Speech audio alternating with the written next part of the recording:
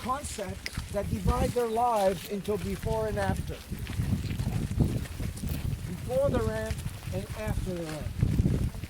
Well, after the ramp, most people did not survive. But if they did, everything was different because at this point they were the sole survivors of the family.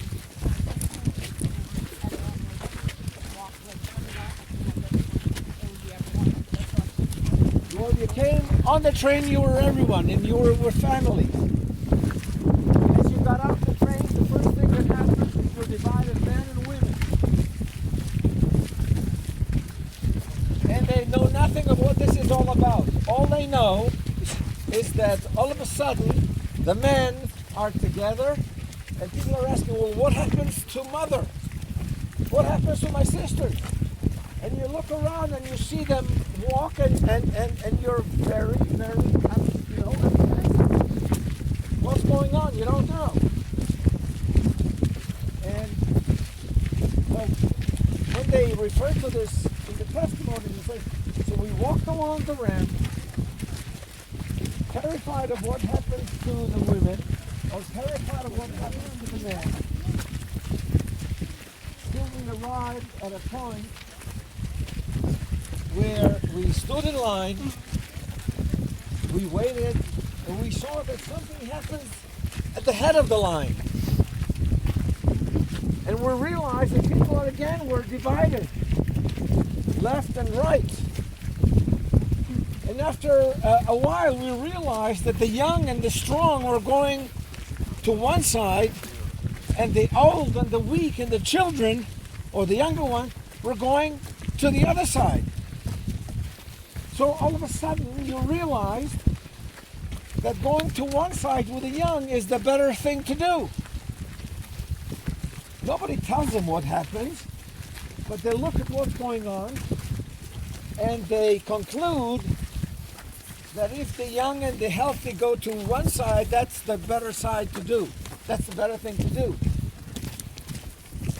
And so those that are not sure on how young they are and how strong they are will try to look better, and especially women. But before we go ahead, I'd like to tell you about this place. And it's cold and I don't have the time, so I will tell you what this is. This is a pool and there's another pool. And this pool is not for swimming. It's not even well, anyway, this is a pool that was demanded by the insurance company that insured this place. In other words, this place of death was insured. Insured against damage. Who insured it? A Nazi insurance company? No!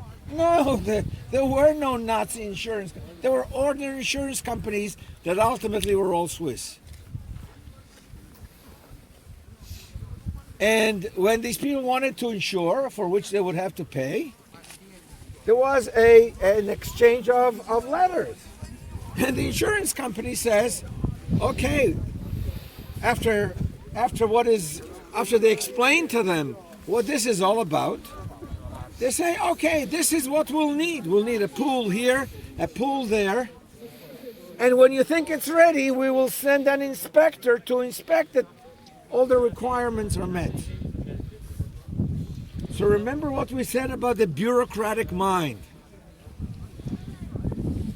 It's not necessarily a Nazi bureaucratic mind.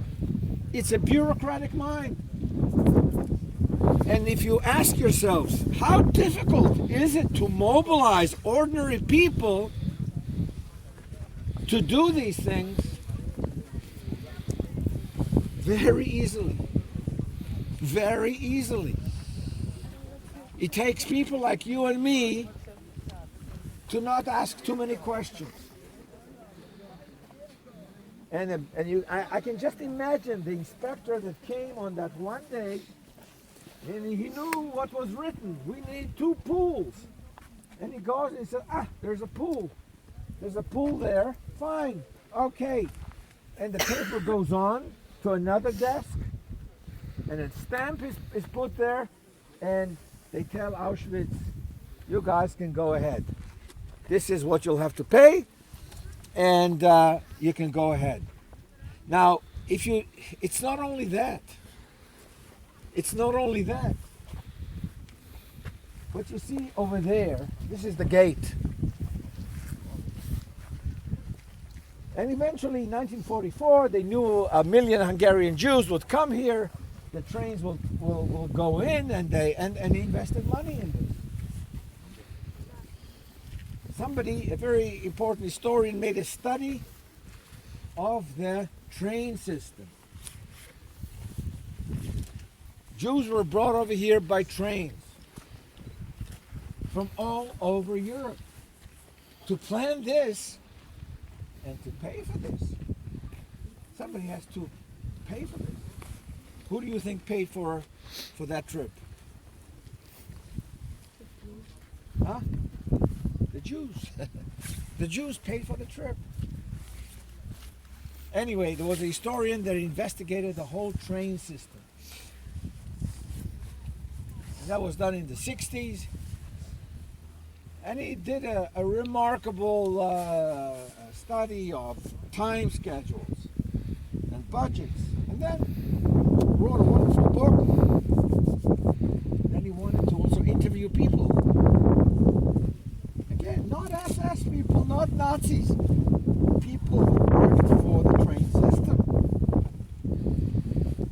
And he wanted to ask them what they knew, what they thought they knew, all kinds of stuff. They tell him the headquarters of the German train system was in the 60s. Was in Frankfurt. They say, well, go to the cafeteria. You'll meet some of the retired people. Some of them may have been there. He goes, he meets a guy. Yeah, he's retired. Yeah. Where did you work? Oh, I worked in Auschwitz. Oh, really? What did you do? He says, well, I was in charge of alerting the trains that brought, because there was a whole traffic track here. A lot of trains went through. And his job was to basically hold the traffic as a train brings Jews to Birkenau. Would put a red light, a stop here, a stop there, a green light here, and the train would come in, and then he would signal to the gate here, open the gate, the train is coming in. Okay, he explained exactly what he did. And this guy asks him, so, this was your job. Did you understand? Did you know what Birkenau was all about? And he said, I don't understand. He says, the smell was all over of burnt flesh. And he said it was terrible. You can't imagine, it was terrible. So he asks him, so why did you do it? He said, no, you don't understand. I didn't do it. All I did was direct the train. That's what you did? That is all you did?